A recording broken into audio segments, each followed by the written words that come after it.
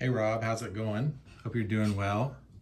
Been wanting to make this video for you for a while, and I finally got some time to sit down and make it.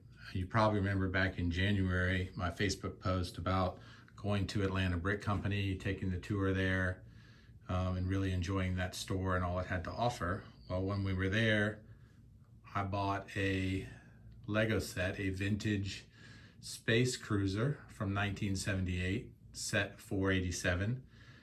It's a set that it is a set that's very special to me. It's one of the first sets I got when I was a young boy, probably 7 or 8 years old, and so I splurged and bought it there. Of course, at Atlanta Brick Company, they make sure it's built to spec, all cleaned up and nice, and so that's what you see sitting right here is the built to spec vintage Space Cruiser.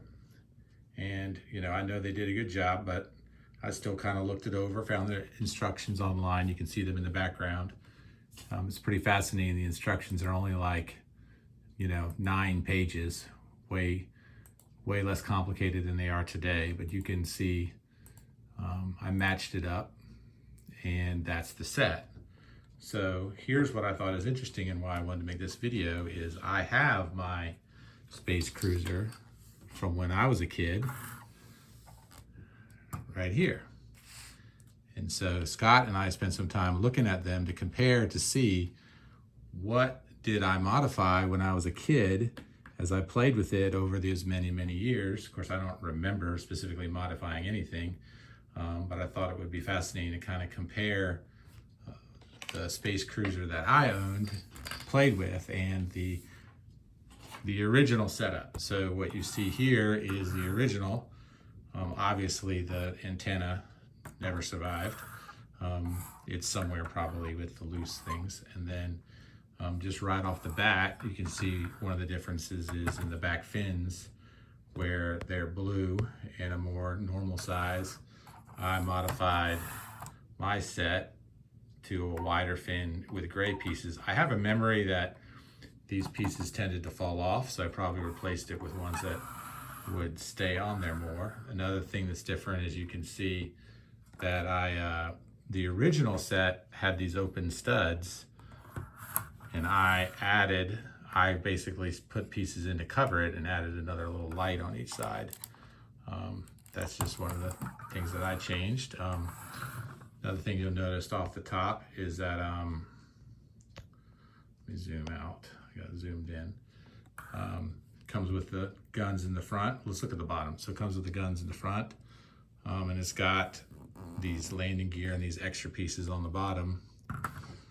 My set, I don't have any of those extra landing pieces. I did add some extra guns, some rear guns that I must have gotten off other sets to kind of give my Space Cruiser some extra firepower.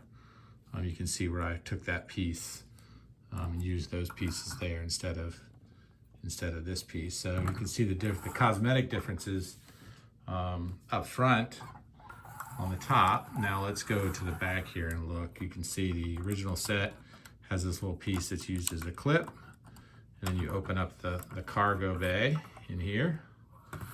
Of course, that's going to be a lot harder here. I have to basically remove the fins to open up the cargo bay based on how I have this set. And we'll get to that here in a second, where I think is some of the more interesting changes that I made is, if you look in the original set, it has this really cool feature where it opens like this.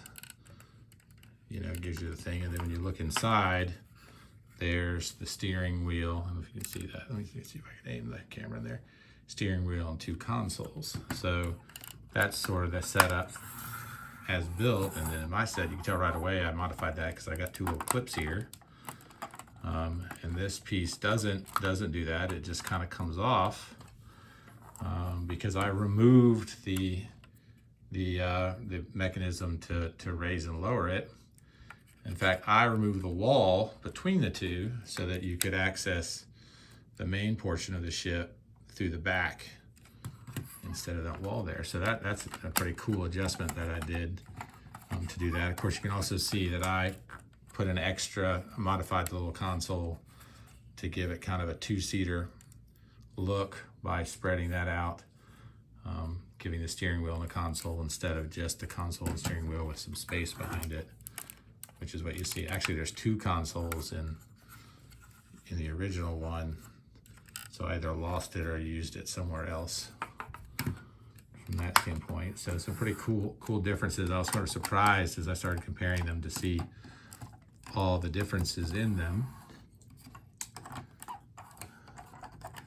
And then there's one other thing for this video. I just thought you'd get a kick out of it. If I can put this back together. The other thing is, in the set I have two white space guys in there. And then of course the set contains a wedge, because these other pieces here, I don't have no idea where they are. They might be with some of the other Legos I've got. As you can see, so apparently it didn't come with two white, it came with a white and a red. So you might say, well, what happened to your red guy? Well, I have my stash of original minifigs from back in the day, so you can see right here. I'm gonna go to my original stash. Clearly one of these red guys, I'm gonna think it's probably this guy. He's like, I should have been assigned to the ship. Why am I not in the ship? But these are some of the original guys I've got squirreled away so that they're kept secret. But I thought you'd get a kick out of that. I thought you'd get a kick out of comparing how the Legos start, and then sometimes what we do when we play with them, especially when we're kids, with the modifications that we make over time. I'm thankful that this ship is relatively still intact all these years. It was so important to me that I usually kept it separate. I usually kept it on a shelf, or I kept it somewhere else from the bulk of the Legos. One other funny little story. When I got this set, I think I got it at Christmas. My dad didn't really understand Lego. He understood models and things like that. So he actually put it together. And when I opened it as a gift, it was already done, because he thought it was like a model and did it. I wondered at times if he used glue, because it was a very substantial ship. In fact, I've never taken the bottom. I remember it never really being able to come apart. So I was always curious sometime if he actually thought it was like a model and he kind of glued it. But it was a focal point for all my Lego adventures for sure, because it was such a versatile toy that I could use to take people on adventures all around. So I thought that I'd share this video with you. Thought you might get a kick out of it. I hope you and your family are doing well.